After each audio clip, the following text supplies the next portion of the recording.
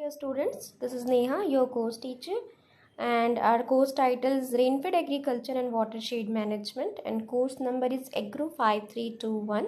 So, our today's topic is soil and climatic conditions prevalent in rainfed areas, like part 2. Okay, because in our previous lecture we had discussed already part 1. So, let us see. So, improved technologies of red soils. Okay. So in our previous lecture we had seen some land and water management, right? So I hope you all remember that particular topic. So in this lecture we'll discuss the new technologies, which is crop management. Okay, so again we have 3 columns like technologies, aims and suggestions, as well observations. Okay, so the second technology is crop management. Okay, in our previous lecture we had discussed the land and water management and what kind of aim is ours for executing the technologies, right? So in crop management the aim is what? Cropping seasons in coincidence with safe period of rainfall, then double cropping in deep and medium soils. Like this is our aim, मतलब ये हमारा एक objective है, हम कह सकते हैं उद्देश्य है हमारा। ये क्या उद्देश्य है कि हम क्रॉपिंग सीजन करें। सेफ पीरियड ऑफ रेनफॉल का मतलब आप क्या समझते हैं कि सेफ पीरियड ऑफ रेनफॉल मतलब उस टाइम जिस समय रेनफॉल हो, मतलब रेनफॉल का कंडीशन जो है वो पीक पॉइंट पे हो, उस पॉइंट पे हम क्रॉपिंग सीजन या हम cropping pattern, double cropping, single cropping according to the area and region हम क्या कर सकते हैं वहाँ पे ले सकते हैं। वो क्या है हमारा, उस किसी पर्टिकुलर रीजन के लिए उद्देश्य है हमारा, राइट, एम है हमारा।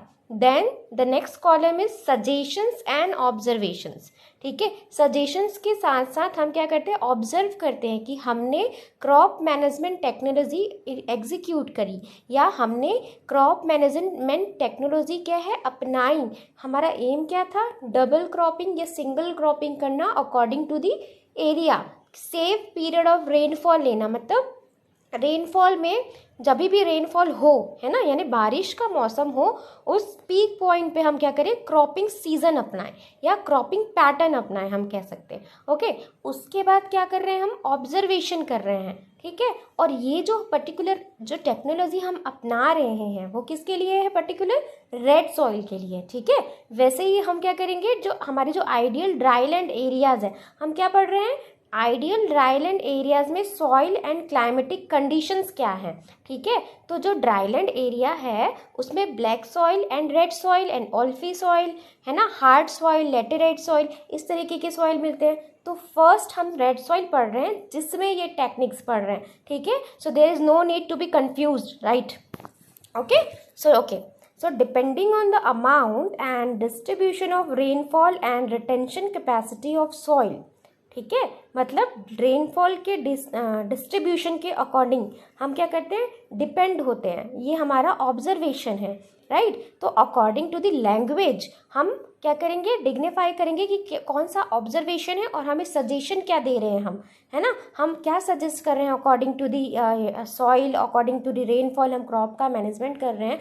तो क्या हमने ऑब्जर्व किया, हमारा एम क्या था, और हमने ऑब्जर्व करने के बाद उससे जो भी कंक्लूजन निकला उसमें हम क्या सजेस्ट कर रहे हैं। ठीक है, तो ये हमारा क्या है, टेक्नोलॉजी है।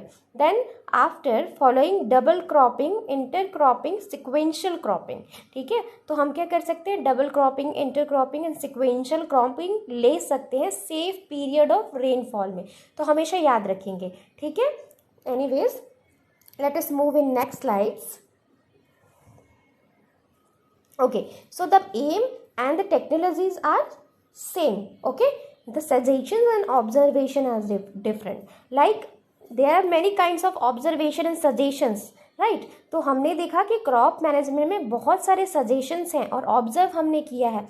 कैसे ऑब्जर्व किया है, क्योंकि हमने ये जो प्लान है वो हम ऑलरेडी एग्जीक्यूट कर चुके हैं कि रेड सॉइल जो है किस चीज़ को अडॉप्ट करती है, उसके अकॉर्डिंगली हम क्या कर रहे हैं, अब जो ऑब्जर्व किया है वो बता रहे हैं और जो सजेशन है हमारा वो हम डिस्कस कर रहे हैं, right. So in case of surface crusting, application of sand at the rate 4 ton per hectare before sowing to the decrease the crust strength to facilitate better infiltration of water into soil and to improve germination in crop stand.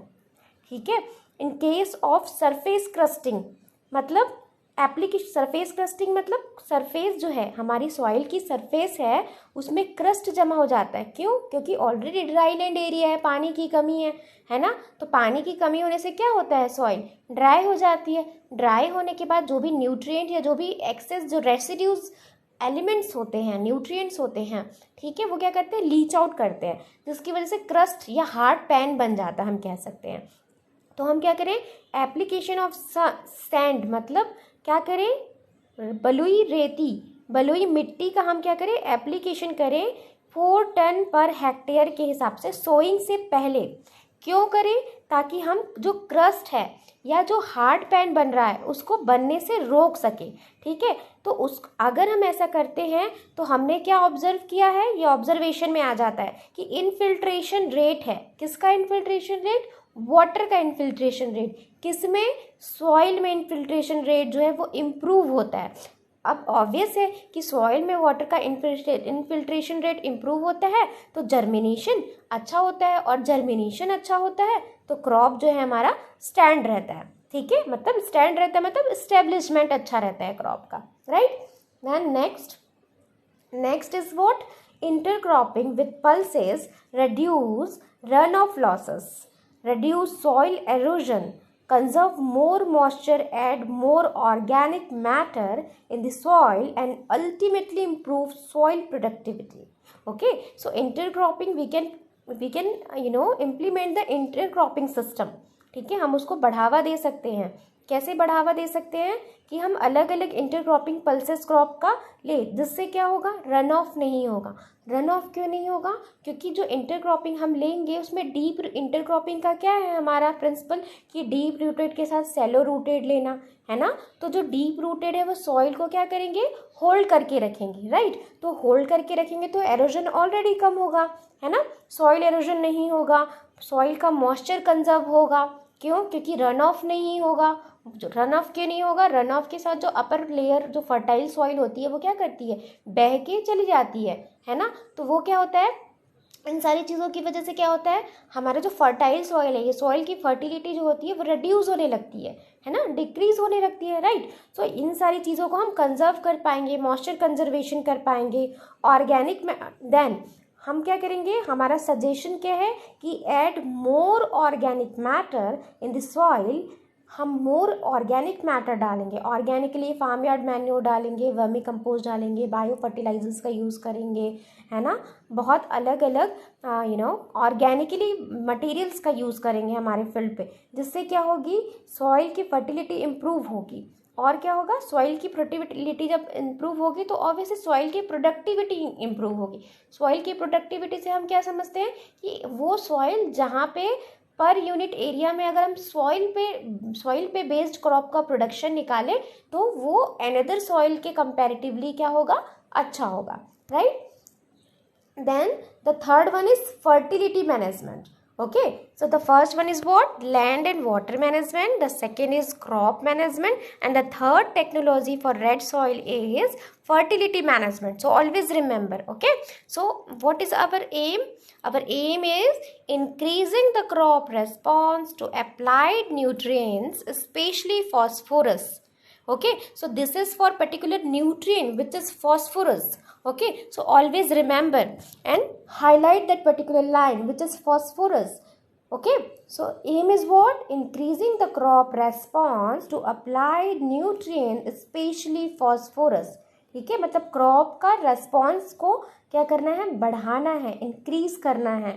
ठीक है, phosphorus का जब हम phosphorus, कुछ elements हमारे ऐसे होते हैं, न्यूट्रिएंट्स हमारे ऐसे होते हैं जो क्या होते हैं, बहुत ही ज़्यादा अपटेक नहीं कर पाते, है ना, न्यूट्रिएंट्स को नहीं ले पाते हैं, इमोबाइल या मोबाइल नेचर के होते हैं. आई गेस आप लोगों ने सुना होगा. ठीक है, तो वो सारी जो चीज़ें हैं स्पेशली फॉस्फोरस एलिमेंट्स को अपटेक करने के लिए हम क्या करेंगे, क्रॉप का रिस्पॉन्स, हमारा क्रॉप अच्छा रिस्पॉन्स करे, ये हमारा एम है फर्टिलिटी मैनेजमेंट करने का.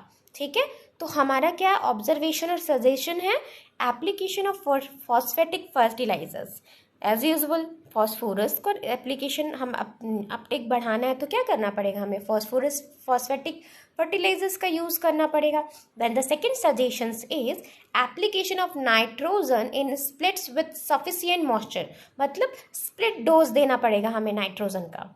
ठीक है, स्प्लिट डोज देना पड़ेगा हमें नाइट्रोजन का. Then the next suggestion is crop residues addition to improve soil physical properties. ठीक है, क्रॉप रेसिड्यूज से मतलब जो भी पैडी हस्क हो जाते हैं या जो भी क्रॉप के रेसिड्यूज हमारे फील्ड पे रह जाते हैं, वो क्या करते हैं, अगर हम उनको डिकम्पोज प्रोसेस में ले लें, ठीक है, डिकम्पोजिशन प्रोसेस में ले लें और एक प्रॉपर मैनेजमेंट करें और हम वो अप्लाई करें अपने फील्ड पे, तो जो सॉइल की फिजिकल प्रॉपर्टीज़ है, फिजिकल प्रॉपर्टीज़ से क्या समझते हैं आप, सॉइल फिजिकल प्रॉपर्टीज़ मतलब सॉइल फिजिकल प्रॉपर्टीज़ मतलब आपका टेक्सचर कैसा है उसका, है ना, स्ट्रक्चर कैसा है, तो वो क्या कहता है, इम्प्रूव करता है, वेरिएबल सॉइल्स डेवलप करता है, right. Then the second is addition of other nutrient as per soil test. ठीक है, addition of other nutrient as per soil test मतलब हम अलग, जैसे हमारे सॉइल की रिक्वायरमेंट है, हम सॉइल टेस्टिंग करेंगे और जिस हिसाब से हमारी सॉइल की रिक्वायरमेंट है किसी भी न्यूट्रिएंट्स के लिए, वो न्यूट्रिएंट्स हम क्या करेंगे, ऐड करेंगे. तो ये हमारा क्या था, सजेशंस था. ठीक है, हमारा एम क्या था कि फॉस्फोरस के अपटेक न्यूट्रिएंट को इम्प्रूव करना, क्रॉप का जो रेस्पॉन्स है अगेंस्ट सम फॉस्फोरस एलिमेंट्स वो इम्प्रूव कर रहे हैं. ठीक है, ये हमारा एम था. और हमारी टेक्नोलॉजी क्या है, फर्टिलिटी मैनेजमेंट करने की टेक्नोलॉजी है. ठीक है, तो you make some this type of column in your exam, you will get very good marks for this, so always remember and be careful. Okay, the next slide is crop cultivation in red soil under dryland conditions. Okay, so in dryland condition the red soil is very important. improved technologies, हम कह सकते हैं कि red soil जो है वो improve technology हम इसी पर्टिकुलर सॉइल के लिए इम्प्रूव कर रहे हैं. यहाँ ये कन्फ्यूजन नहीं होना आपको कि रेड सॉइल है, ब्लैक सॉइल. ब्लैक सॉइल जो है उसमें अलग, जैसे रेड सॉइल है उसमें क्रस्ट बन जाते हैं, है ना. मैंने बताया था कि रेड सॉइल में क्रस्ट बनते हैं. कैसे क्रस्ट बनते हैं, क्योंकि ड्राईलैंड एरिया में वाटर की कमी होती है. ठीक है, ड्राई हो जाते हैं सॉइल, इवेपोरेशन हो जाता है, वाटर का एब्जॉर्प्शन हो जाता है, तो क्रस्ट बन जाता है. वैसे ही ब्लैक सॉइल में हार्ड पैन बन जाते हैं. ठीक है, तो वो एनीवेज वो दूसरा टॉपिक है, हम नेक्स्ट टाइम में देखेंगे. इसमें हम देखते हैं कि क्रॉप का कल्टीवेशन कैसे ले जाएं. ठीक है, so this is a cultivation techniques for red soil we can say in dryland condition, in dryland areas as well. Okay, so the first is rooting depth of crop in affected in the red soil as it consists of distinct gravel and weathered rock fragments. ठीक है, तो जो routing depth है soil का वो affect करता है red soil में, right.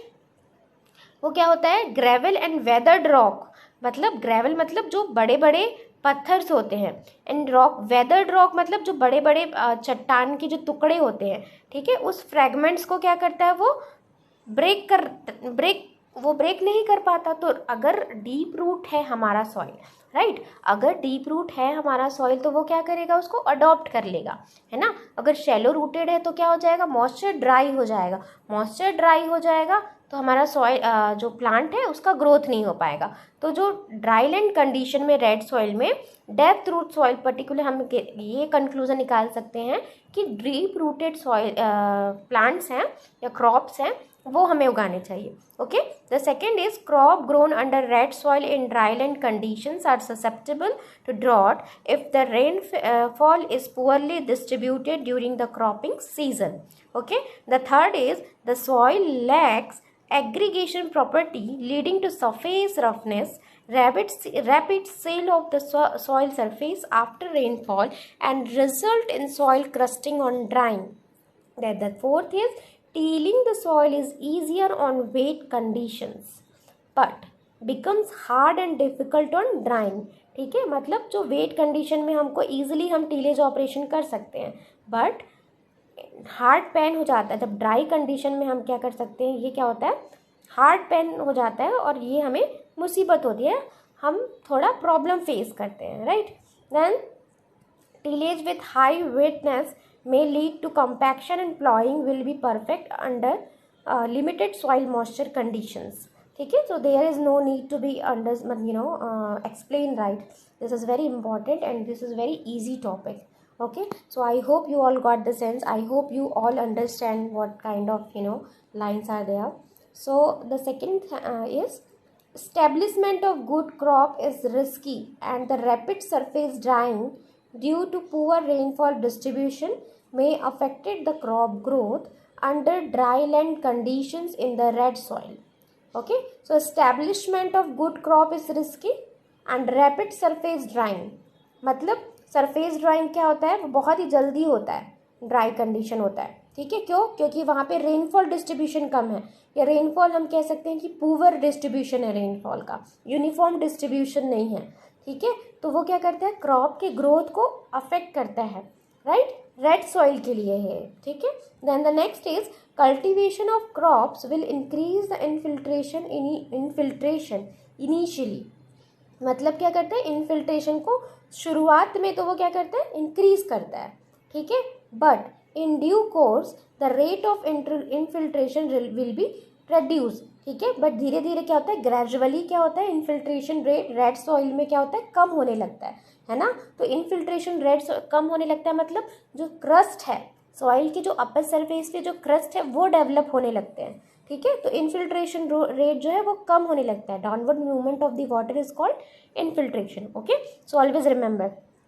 Then the next is soil erosion will be less in presence of crops or vegetations in red soils and on denudation or allowing the land as follow with lead to high runoff and erosion. ठीक है, soil halogen जो है वो crop presence क्या होता है, crop के presence में अगर वेजिटेटिव ग्रोथ आपके फील्ड पे है तो सॉइल एरोजन नहीं होगा. इसलिए हम कहते हैं कि वेजिटेटिवली क्या करना चाहिए, कवर क्रॉप्स लगाने चाहिए रेड सॉइल में, है ना. जब हमने लैंड एंड वाटर मैनेजमेंट देखा था तो हमने देखा था कि कवर क्रॉप्स डेवलप करना चाहिए ताकि जो लैंड में एरोजन ना हो. ठीक है, क्रस्ट ना बने, हार्ड पैन ना बने, right. So there are some important crops for particular red soil in dryland conditions. So this is very important. The examples are very must. Okay, so there is no need to be confused like what kind of examples are there in red soils also. So the some examples are the groundnut, sorghum, pearl millet, foxtail millets, red gram, green gram, cowpea, castor and horse grams are suitable for the red soil. Okay, so this is very important and examples will be very must for our exams. Now always remember the examples like groundnuts. You can write in your paper also, like groundnut, sorghum, pearl millets are very important crops for red soil in dry land condition. You can also add the dry land conditions. Okay, and the next is groundnut plus red gram. This is what? This is intercropping. Okay, then groundnut plus castor, sorghum plus red gram are the profitability intercropping system which help in preventing crop loss during drought years.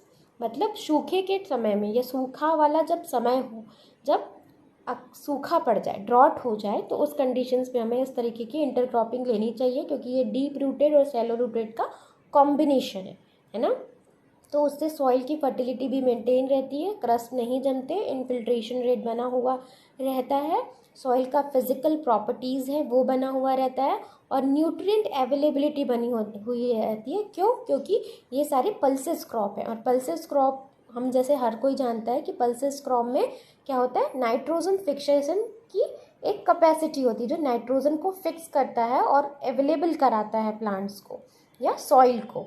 Okay, सो ये था हमारा नया techniques. किस चीज़ के लिए? Improve techniques for red soil in dryland condition. You can always mention the dryland condition, right? So I hope you all got the sense for that particular topic. So in our previous in our next lecture we'll discuss about the black soil also. Okay, so thank you very much. Until then, be safe, take care. Thank you.